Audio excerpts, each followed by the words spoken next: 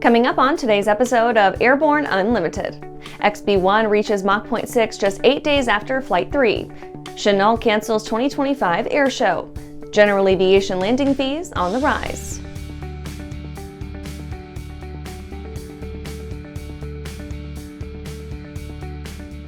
Welcome to Airborne Unlimited. I'm your host, Holland Lee. Let's get into today's stories.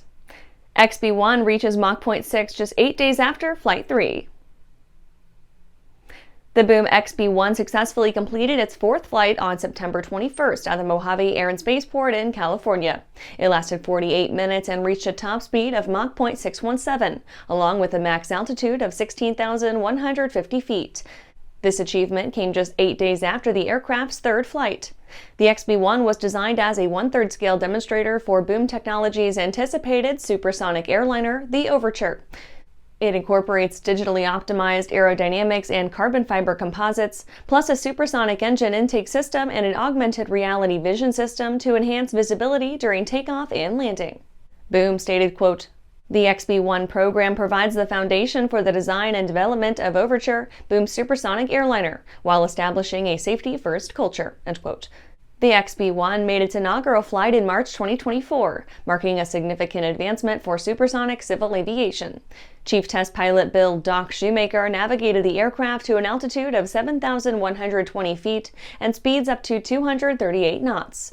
This flight tested the aircraft's handling qualities and stability during airspeed checks and at the high-angle landing attitude. Flight 2, conducted on August 26th, involved retraction and extension of the XB1's landing gear for the first time. The team also evaluated the new digital stability augmentation system, which intends to improve the aircraft's handling characteristics based on data collected from earlier flights. After the break, jet taxis into Teterboro Airport terminal window.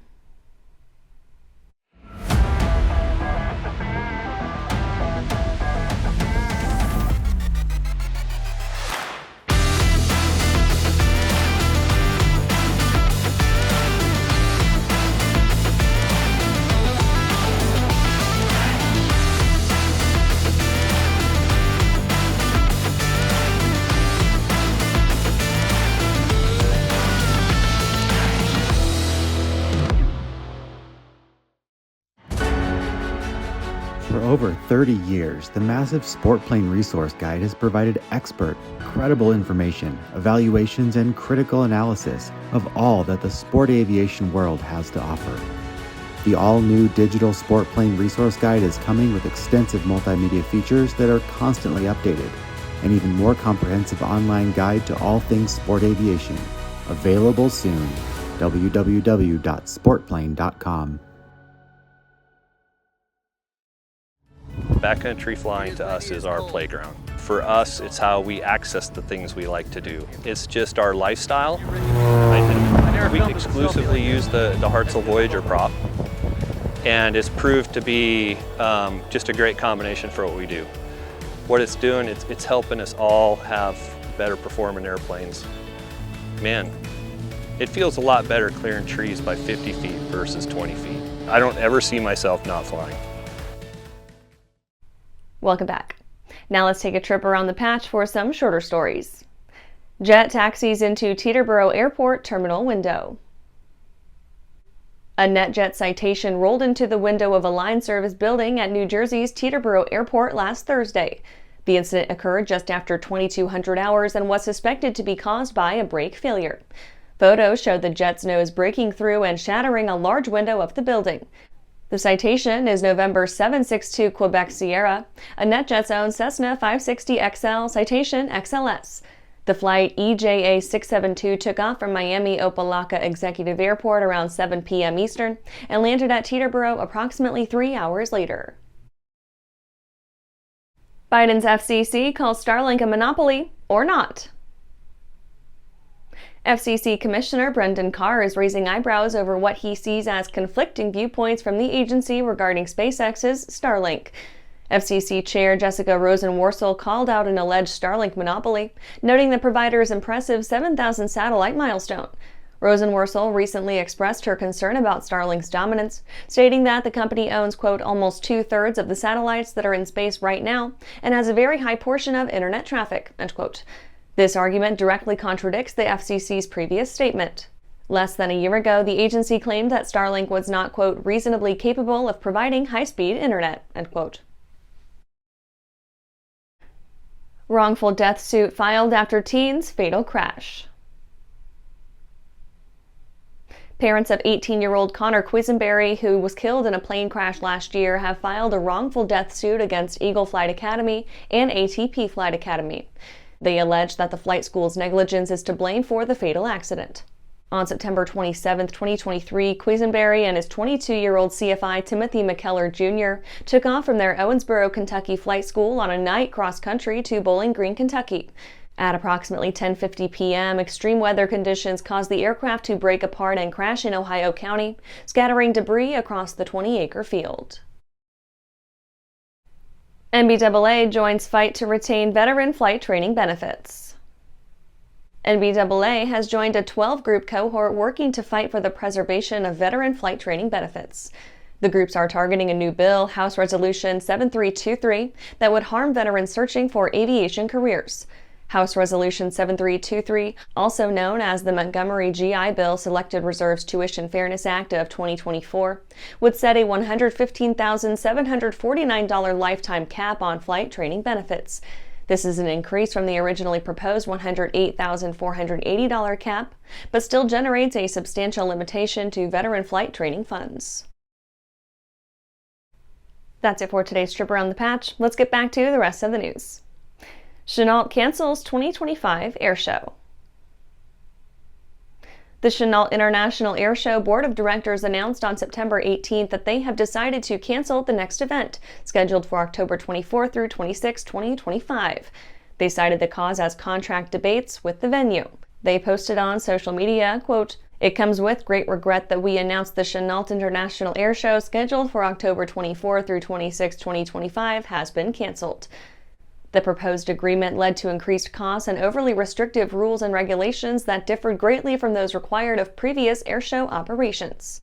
The Chennault International Airshow has been held biennially since its revival in 2013. It's a staple in the Lake Charles, Louisiana community, estimated to have brought over 10,000 visitors in 2023. Its economic impact on the area is significant, estimated to have brought in nearly $1 million last year.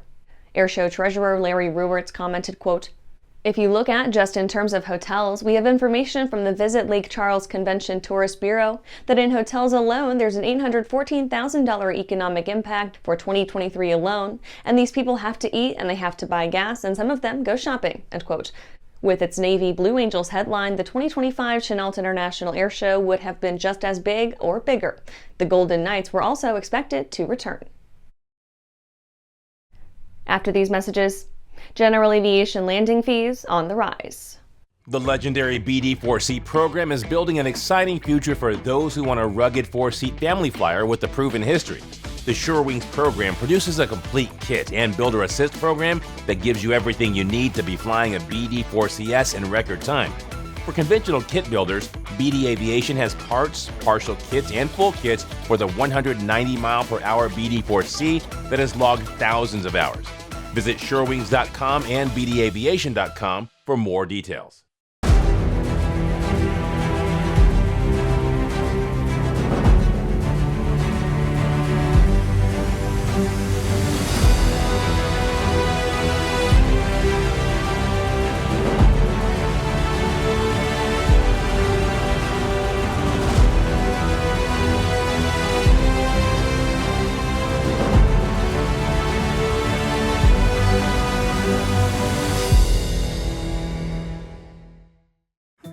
Well, hello, fellow pilot. I'm John King.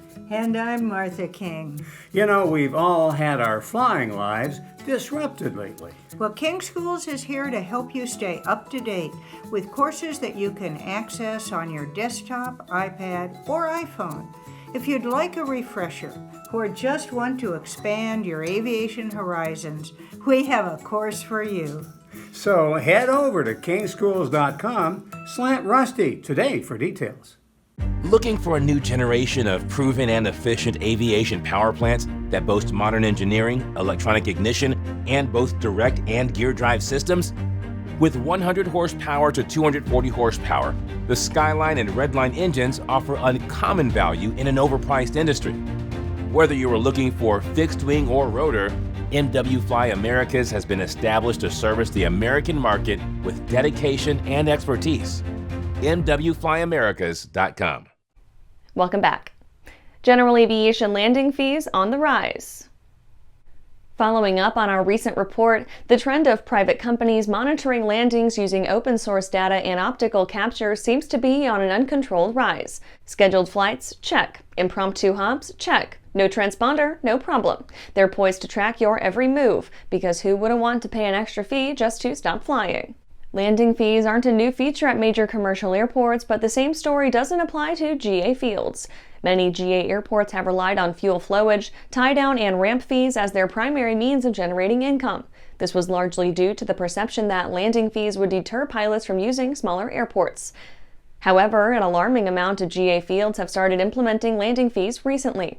The latest among these was Florida's DeLand Municipal Airport, which would have become effective on October 1, 2024, and required a $3 payment per 1,000 pounds of the aircraft's max landing weight, if it hadn't been voted down at the last minute.